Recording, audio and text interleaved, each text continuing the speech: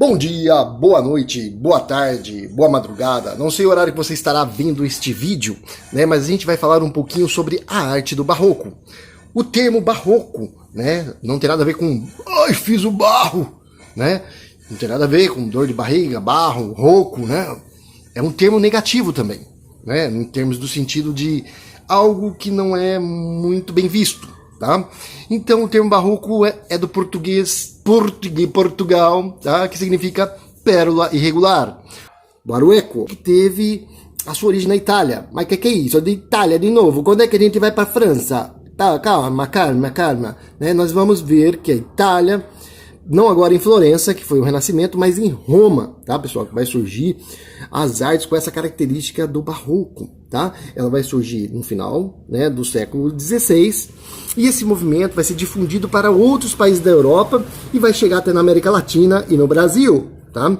E é marcada principalmente pela exuberância das obras, uma estética, né, que assemelha às do Renascimento, mas ela é vista por correntes de beleza com elementos da antiguidade que tem muitos elementos fora dos padrões, né, de simetria, fora dos padrões ligados à questão de objetividade. Então ela é muito subjetiva, ela está ligada à emoção. Bom, pessoal, como é que a gente pode ver, né, a diferença de uma pintura ou de uma escultura da arte do Renascimento para o Barroco? Olha, essa obra é uma obra de Rafael Sanzio, né, você vai ver a diferença. Aqui nós vemos Cristo bem no centro, né, existe uma simetria, onde tem um anjo do lado direito, um anjo do lado esquerdo, onde tem duas pessoas de apóstolos do lado direito e duas pessoas do lado esquerdo. Então nós temos aí, né, o céu, e o sol e a lua, né, então é tudo muito bem simétrico, a paisagem, né, o gesto das pessoas são gestos que não tem tanta expressão, né? Mostra a questão da técnica, né, tridimensional, de perspectiva no fundo, sim, mas é uma morte, né, que não tem um drama.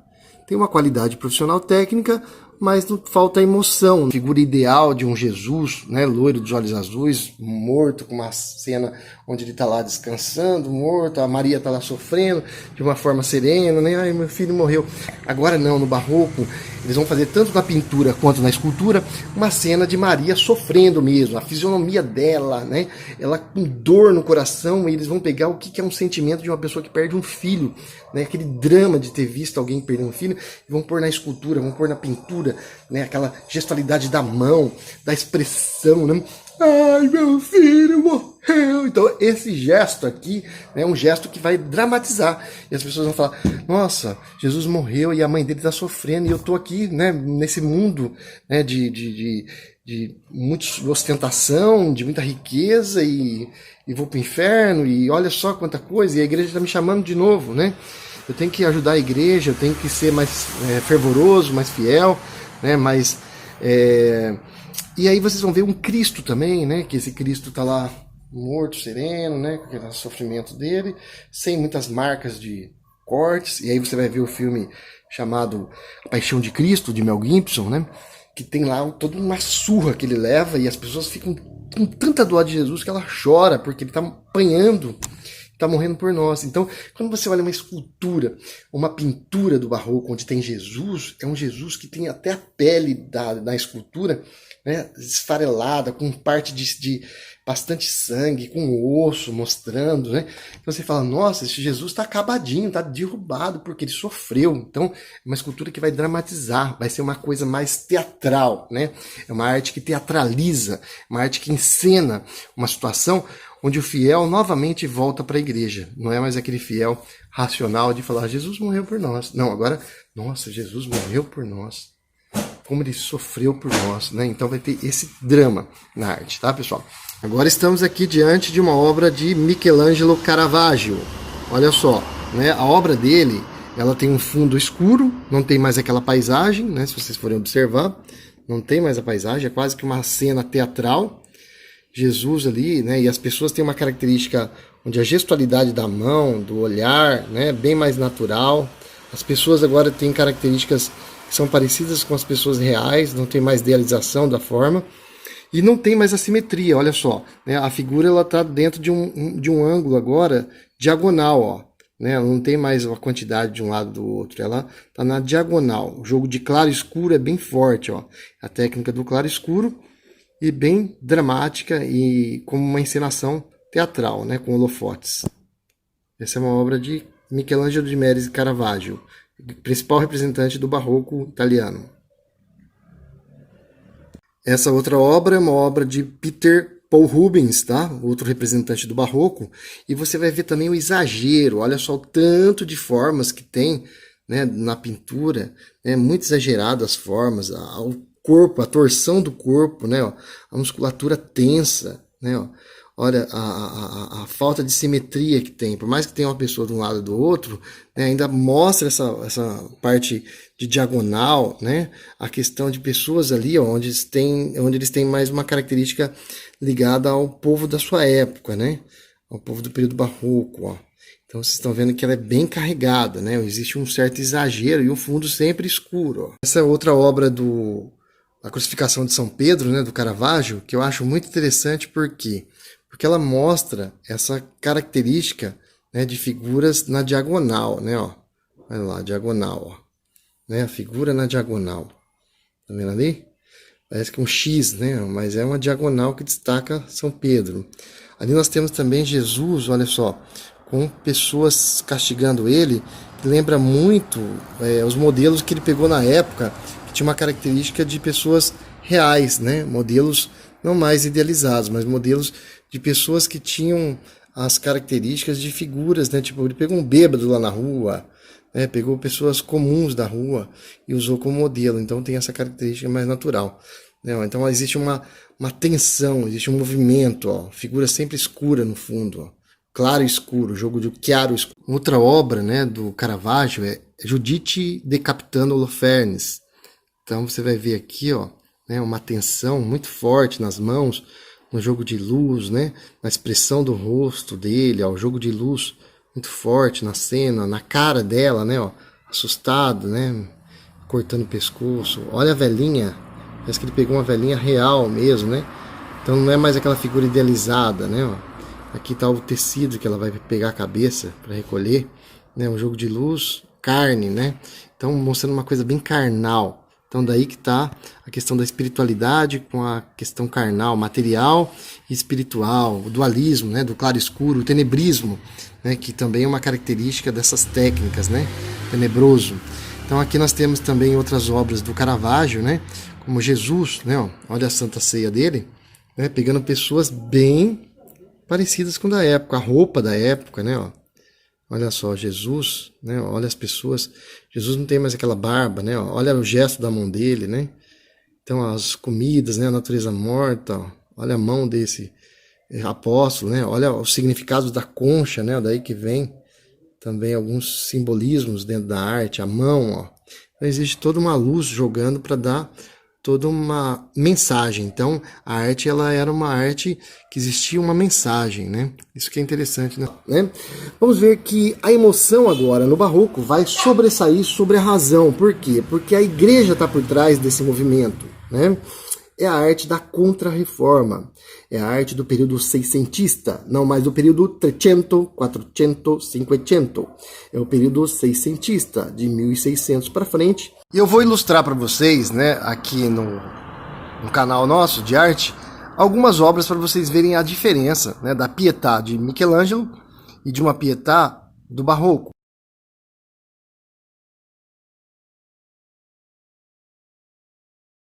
Ou de um Davi, né, que é uma figura bíblica, com corpo nu, valorizando a questão da escultura, né, do homem à medida de todas as coisas, de uma escultura clássica da Grécia.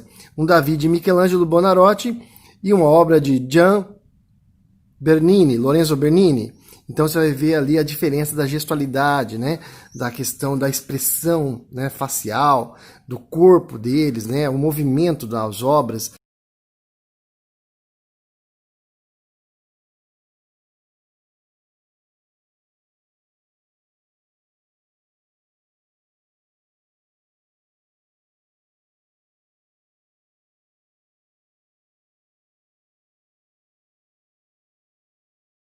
Um emocional da igreja, né? A igreja na Contra-Reforma, que é uma contra-ataque da Reforma Protestante de Martim Lutero, vai usar a arte como um meio e ferramenta de trazer os cristãos, os fiéis, novamente para dentro da igreja. Estavam afastados pela questão da ciência, pela questão da incredulidade em relação aos líderes religiosos, ao clero, né, principalmente por ter esses pensadores, né, esses atores, né, esses personagens dentro da igreja que estavam falando uma grande verdade, que a igreja estava superfaturando, estava tendo corrupção dentro da igreja, estava tendo indulgências dentro da igreja, e isso estava fazendo com que os fiéis notassem, né, que o pecado estava ali dentro. Não adiantava ser uma pessoa hipócrita, uma igreja hipócrita. Então eles vão começar a trabalhar na questão também de que a Bíblia deve ser estudada, não só a arte deve ser visualizada para ser entendida como uma forma de evangelizar as pessoas, né? Então eles vão ser, os protestantes, né, um dos primeiros ferrenhos a querer não trabalhar com as imagens como formas de até utilizar a Bíblia no Velho Testamento, né, de não adorar nenhuma imagem, e tirar essa questão que a igreja tinha, né, de usar as artes e com isso também contratar artistas e com isso ter argumentos para dizer que estava sendo gasto dinheiro por causa das artes, né, que tudo que é para Deus não tem preço. Então esse era o argumento. Então o que a gente vai perceber? O barroco, né, ele vai ter um estilo que vai ser aquele estilo clássico do Renascimento, mas ele vai se perdendo com as características desse dualismo entre o bem e o mal, entre a luxúria e o pecado em relação à pobreza das pessoas que estão no entorno, né, com essa classe burguesa que surge. E aí eles vão fazer uma arte meio que exagerada, porque ele vai fazer, né, as virgens, que nem foi feito por Rafael, ele faz 3 virgens segurando maçã, de um corpo bem esbelto, lisinho, corpinho, né, sem muita barriga, aquela coisa bem lisinha. Já no barroco, ele vai fazer ela com estria, com celulite, ela bem gordinha. Por quê? Porque naquela época, as mulheres gordinhas, as mulheres bem branquinhas, eram as mulheres que eram, vamos supor, as, eroticamente falando, as mais desejadas, tá?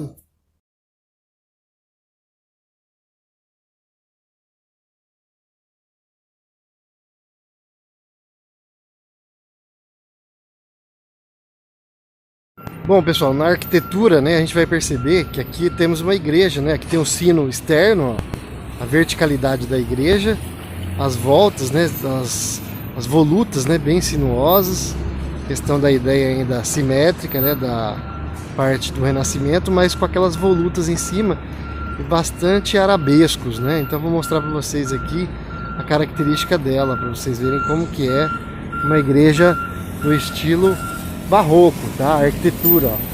Então ela tem essa característica, né, ó, de florais, de concha, aquelas voltinhas de arabesco lá em cima, né? É uma característica bem marcante de uma igreja barroca, né? Então é bem interessante os ornamentos, né? Aqui ela é bem simétrica. Aquela parte da rosácea, né? Ela é substituída por uma figura que tem aquela parte já mais geometrizada, né? A parte simétrica dela, uma igreja simétrica, né? Que tem algo clássico, mas tem as volutas, que são essas voltinhas dela, que são bem características das igrejas barrocas, tá, pessoal? E aí nós vamos mostrar mais ainda sobre a arquitetura aqui na cidade, que tem estilo barroco ou rococó. Bom, esse daqui é o Hospital São Luís, né? E ele tem também a parte do frontão, né? Com aqueles arabescos, a parte de volutas, né? Uma característica do prédio da arquitetura barroca são os jardins, né? A ornamentação deles, os jardins, tanto internos em forma de U, quanto externos, né? Então eles valorizam essa questão da arquitetura também com jardinagem. Ó. Tá vendo a característica dele, né?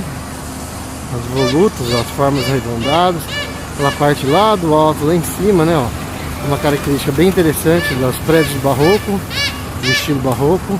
Bom, outra característica do barroco, né, são colunas retorcidas, né? Essa forma aqui é uma forma de coluna barroca, tá? Das colunas que são em espiral, assim, tem uma característica do barroco, tá, pessoal? Vocês viram lá dórica, jônica e coríntio na Grécia, e no barroco essa tensão que existe do conflito da Contra-Reforma refletido numa peça, ó. Olha que interessante, né? Sustentação.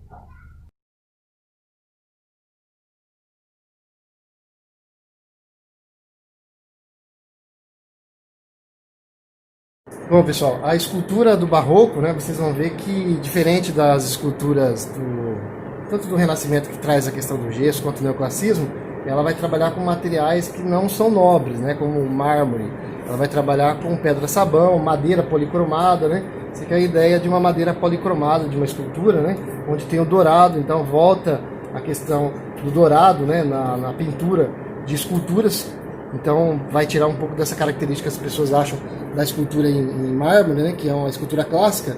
Então por isso que eles falam que é, né, o período de pérola irregular, ou pérola imperfeita, porque ela muda, né, a concepção do clássico na escultura de mármore, né? Ela começa a ser pintada e usar outros materiais como madeira, como metais, né, diferenciados. Então nós temos aí, né, várias figuras sacras, né? E aí vocês vão ver que tem bastante da característica da devoção, né, da Igreja Católica, que vai usar, né, as figuras religiosas para trazer os fiéis novamente. Como eu falei para vocês, né, a figura de Jesus, né, vocês vão ver aqui que ela é bem enfatizada na questão das feridas, né, do sofrimento dele em relação a várias marcas, né, que aí mostra também para os fiéis que ele tem que voltar para a igreja, né. Então é uma ferramenta, uma arma, né, em relação a trazer novamente os fiéis pela questão do sofrimento, né, pelo drama da morte, né, de Jesus, ou das figuras santas em relação à questão iconográfica, né. Então espero que vocês observem, né, as figuras também quando forem numa igreja, independente da religião de vocês. É interessante vocês entrarem na igreja porque ela conta uma história, né, da humanidade, ela mostra a questão de que ali tem um artista, né, que tem todo um simbolismo, né, aqui tem as oratórias, né, que também foram muito trabalhados no Barroco, com igrejinhas particulares nas fazendas. Então eles encomendavam bastante figuras, tanto de pintura quanto de escultura, né. Dali que vem também a figura do Santo do Pau Oco no Brasil, né, eles escondiam o ouro nessas figuras, né. Então vocês vão ver que o quinto, né, a quinta parte de Portugal, ela vinha buscar o ouro e eles escondiam no santo embaixo, né? Eles tinham um lugar ali que eles colocavam ouro dentro, e aí eles descobriram que as figuras sacras que tinham dos comerciantes, dessas pessoas importantes, estava escondido o ouro, né? Daí que vem o Santo do Pau Oco, ó. Tá, pessoal? Então vocês verem que é um período da colonização brasileira com a questão da iconografia religiosa do Barroco.